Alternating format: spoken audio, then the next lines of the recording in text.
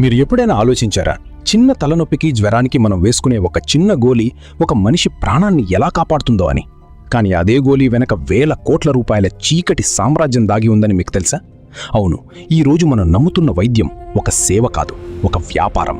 ఒకప్పుడు మనం మనుషులను బతికించడానికి పుట్టిన వైద్యం ఈరోజు మనుషుల ప్రాణాలతో చెలకాటం ఆడుతున్న ఒక భయంకరమైన మెడికల్ మాఫియాగా ఎలా మారింది? పలానా మందు వాడితే రోగం తగ్గుతుందని మీరు గుడ్డిగా నమ్ముతున్నారా? అయితే మీరు ఒక పెద్ద భ్రమలో ఉన్నట్టే. ఎందుకంటే వాళ్లకు మీరు ఆరోగ్యంగా ఉండడం ఇష్టం లేదు. మీరు ఎప్పటికీ వాళ్ల మందులకు బానిసలుగా బతకడమే వాళ్లకు కావాలి. మీ ఇంట్లో ఉన్న మెడిసిన్ బాక్స్ లోపల దాగి ఉన్న ఆ భయంకరమైన నిజాలేంటో ఈరోజు మనం తెలుసుకుందాం. ఈ వీడియో పూర్తయ్యేసరికి మీరు వేసుకునే ప్రతి మందు బిళ్లను అనుమానించడం మొదలు పెడతారు. ప్రాచీన భారతదేశంలో క్రీస్తుపూర్వం 600వ సంవత్సరంలోనే వైద్యమనేది ఒక పవిత్రమైన కళగా భావించబడింది. ఆనాటి గొప్ప రాజులు, ముఖ్యంగా మగధ సామ్రాజ్యాధినేత బింబిసారుడు వంటి వారు ఆయుర్వేదాన్ని మరియు సుశ్రుతుడు లాంటి గొప్ప వైద్యులను ఎంతగానో ఆదరించారు. ఆ కాలంలో వైద్యం యొక్క ఏకైక లక్ష్యం మనిషిని సంపూర్ణ ఆరోగ్యవంతుడిగా మార్చడం. ప్రకృతిలో దొరికే మూలికలతో ఎలాంటి సైడ్ ఎఫెక్ట్స్ లేకుండా వ్యాధులను శాశ్వతంగా నయం చేసేవారు. రాజుల కాలంలో ఒక భయంకరమైన అంటువ్యాధి ఒక శాపంలాగా ప్రజలను పీడించినప్పుడు కూడా ఆనాటి వైద్యులు లాభాపేక్ష లేకుండా తమ ప్రాణాలను పణంగా పెట్టి మరీ ఆ శాపం నుండి ప్రజలను రక్షించారు. అప్పట్లో రోగం వస్తే దాన్ని సమూలంగా నిర్మూలించడమే వైద్యుడి ధర్మం. ఆరోగ్యమనేది ప్రతి మనిషి జన్మహక్కుగా ఉండేది, వ్యాపార వస్తువుగా కాదు. ఆనాటి పద్ధతుల్లో నిజాయితీ ఉంది, ప్రాణం మీద గౌరవం ఉంది.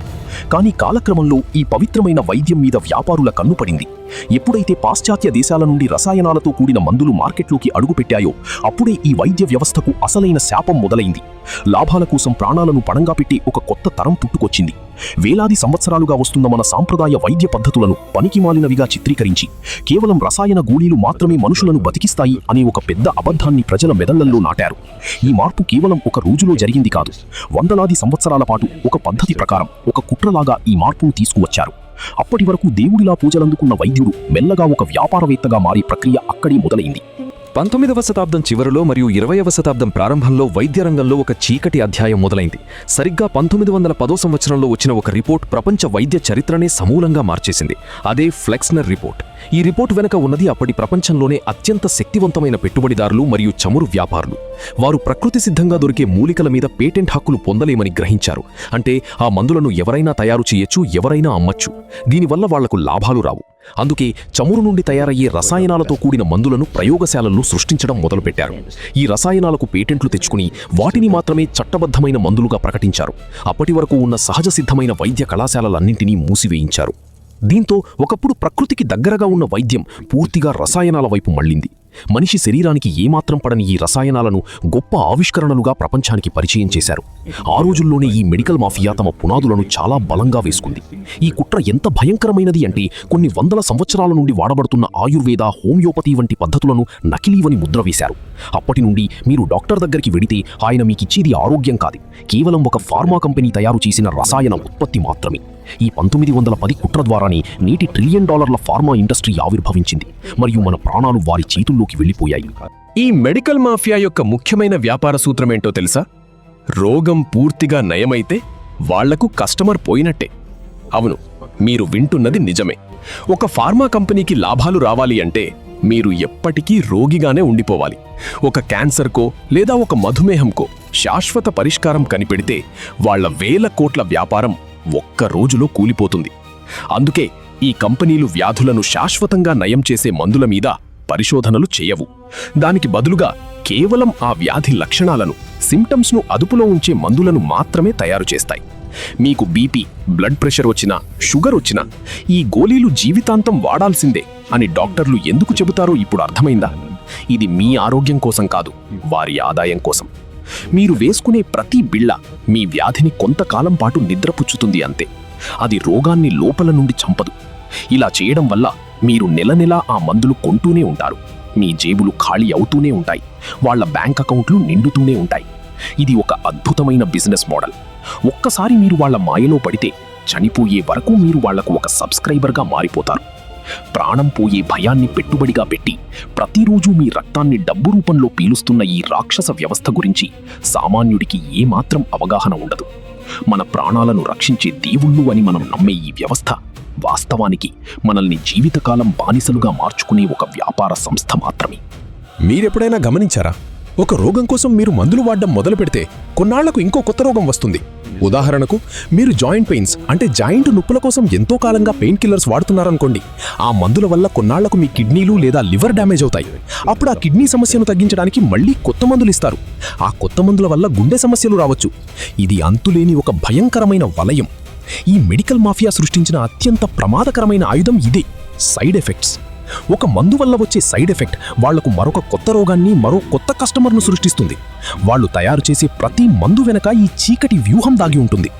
మనమేదో మన ఆరోగ్యం బాగుపడుతుందని ఆ రసాయనాలను మింగుతుంటాం, కానీ అవి మన శరీరంలోని సహజ రోగనిరోధక శక్తిని నెమ్మదిగా చంపేస్తాయి. ఒక చిన్న మందు బిళ్ళ మన కడుపులోకి వెళ్ళాక ఎన్ని విధ్వంసాలు సృష్టిస్తుందో డాక్టర్లు కూడా మనకు పూర్తిగా చెప్పరు. ఈ సైడ్ ఎఫెక్ట్స్ అనేవి అనుకోకుండా జరిగేవి కావు. అవి ముందుగానే డిజైన్ చేయబడిన ఒక ప్రణాళిక. ఒక మనిషి జీవితంలో సగటున 40 ఏళ్ల వయసు రాగానే రోజుకు 4-5 రకాల మందులు వేసుకునే పరిస్థితి ఎందుకొస్తుంది? మన తాత ముత్తాతలు ఎలాంటి మందులు లేకుండానే 100 ఏళ్లు ఎలా బతికారు? సమాధానం చాలా స్పష్టంగా ఉంది. మనం వాడుతున్న మందులే మనల్ని నెమ్మదిగా రోగాల పాలు చేస్తున్నాయి. ఈ లూప్లో చిక్కుకున్న సామాన్యుడు తన ఆస్తులు అమ్ముకుని మరీ ఈ మాఫియాకు కప్పం కడుతున్నాడు. చరిత్రను గమనిస్తే ఎంతోమంది గొప్ప శాస్త్రవేత్తలు క్యాన్సర్ లాంటి ప్రాణాంతక వ్యాధులకు చవకైన మరియు శాశ్వత పరిష్కారాలను కనుగొన్నారు. 1930వ దశకంలోనే రాయల్ రేమండ్ రైఫ్ లాంటి పరిశోధకులు ఫ్రీక్వెన్సీ ద్వారా ఎలాంటి దుష్ప్రభావాలు లేకుండా క్యాన్సర్ కణాలను నాశనం చేసే అద్భుతమైన యంత్రాన్ని కనిపెట్టారు. కానీ ఆ తర్వాత ఏమైంది? ఆయన పరిశోధనాశాలలు అకస్మాత్తుగా అగ్ని ప్రమాదాలకు గురయ్యాయి. ఆయన మీద తప్పుడు కేసులు బనాయించారు. ఆయన కనిపెట్టిన ఆధారాలన్నీ రాత్రికి రాత్రే అదృశ్యమయ్యాయి. ఇది కేవలం ఒక్క రైఫ్ కథ మాత్రమే కాదు. ప్రపంచవ్యాప్తంగా ఎవరైతే ఈ మెడికల్ మాఫియాకు వ్యతిరేకంగా చవకైన వైద్యాన్ని తీసుకురావాలని ప్రయత్నించారో వారందరి గొంతులు అత్యంత క్రూరంగా నొక్కబడ్డాయి. కొందరు అకారణంగా చనిపోయారు, మరికొందరు పిచ్చివాళ్లుగా ముద్రవేయబడ్డారు. ఈ మాఫియాకు కావలసింది మానవ కళ్యాణం కాదు, కేవలం తమ గుత్తాధిపత్యం, మొనోపలి. ప్రకృతి సిద్ధమైన మూలికలతో ఎవరైనా ఒక అద్భుతమైన మందును తయారు చేస్తే దానికి ఎలాంటి శాస్త్రీయ ఆధారం లేదు అని చెప్పి నిషేధిస్తారు. తమ లాభాలకు అడ్డు వచ్చే ఏ చిన్న ఆవిష్కరణనైనా మొగ్గలోనే తుంచేయగల శక్తి, ధనం మరియు రాజకీయ బలం ఈ ఫార్మా కంపెనీలకున్నాయి. మనకు టీవీల్లోనూ వార్తల్లోనూ కనిపించే మెడికల్ ఆవిష్కరణలన్నీ కేవలం వాళ్ల లాభాల కోసం వాళ్లే ప్రమోట్ చేసుకునే ప్రకటనలు మాత్రమే. నిజమైన మందులు, నిజమైన పరిష్కారాలు ఎప్పుడూ చీకటి గదుల్లో బంధించబడ్డాయి. ఈ నిజాలను ప్రశ్నించే హక్కు కానీ, ధైర్యం కానీ ఈరోజు ఎవ్వరికీ లేదు. ఈరోజు ఒక మనిషి ప్రాణం ఖరీదు కేవలం కొన్ని మందు బిళ్లల ధర మీద ఆధారపడి ఉంది. ఒక సాధారణ మందును తయారు చేయడానికి ఫార్మా కంపెనీలకు అయ్యే ఖర్చు కేవలం కొన్ని రూపాయలు మాత్రమే. కానీ దానిని ప్యాక్ చేసి, బ్రాండింగ్ చేసి, పేటెంట్ పేరుతో మనకు ₹1000 అమ్ముతున్నారు. ముఖ్యంగా ప్రాణాలు నిలబెట్టే మందులు, లైఫ్ సేవింగ్ డ్రగ్స్, క్యాన్సర్ మరియు అరుదైన వ్యాధుల మందుల ధరలు చూస్తే గుండె ఆగిపోతుంది. ఒక ఇంజెక్షన్కు ₹1,00,000 వసూలు చేస్తున్నారు. అంత ఖర్చు పెట్టి ఆ మందును కొనుక్కోలేని పేదవాడు ప్రాణాలు వదులుకోవడం తప్ప వేరే దారి లేదు. దీన్ని వ్యాపారం అనాలా, లేక చట్టబద్ధమైన దోపిడీ అనాలా? ఆధునిక యుగంలో ఒక మనిషికి పట్టిన అతిపెద్ద శాపం ఇదే. దీని వెనక ఉన్న ఒక క్రూరమైన నెట్వర్క్ ఎలా పనిచేస్తుందో తెలుసా?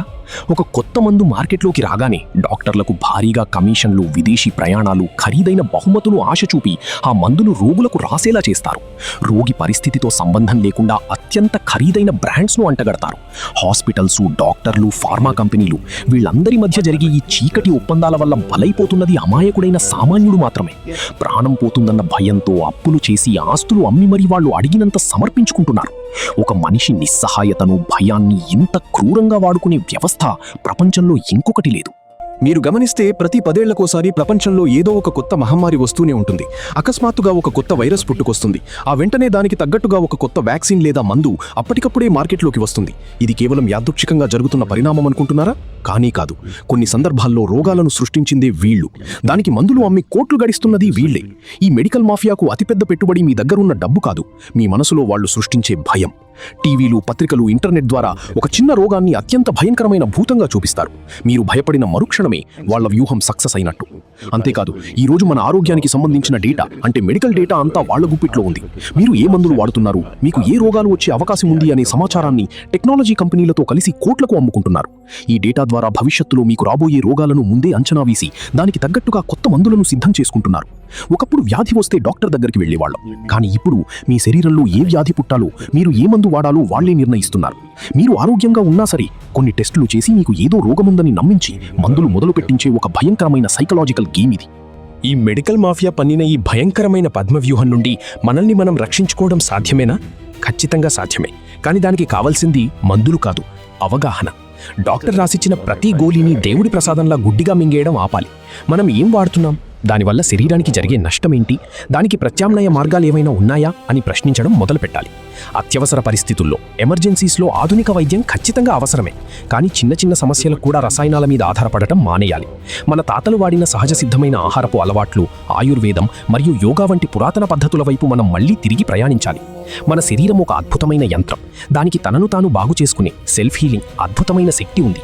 సరైన ఆహారం, స్వచ్ఛమైన గాలి, మానసిక ప్రశాంతత ఇస్తే సగం రోగాలు దానంతట అవే మాయమైపోతాయి. ఈ విషయాన్ని మనం ఎంత త్వరగా గ్రహిస్తే ఈ మాఫియా కోరల నుండి అంత త్వరగా బయటపడతాము. మన ఆరోగ్యం మన బాధ్యత.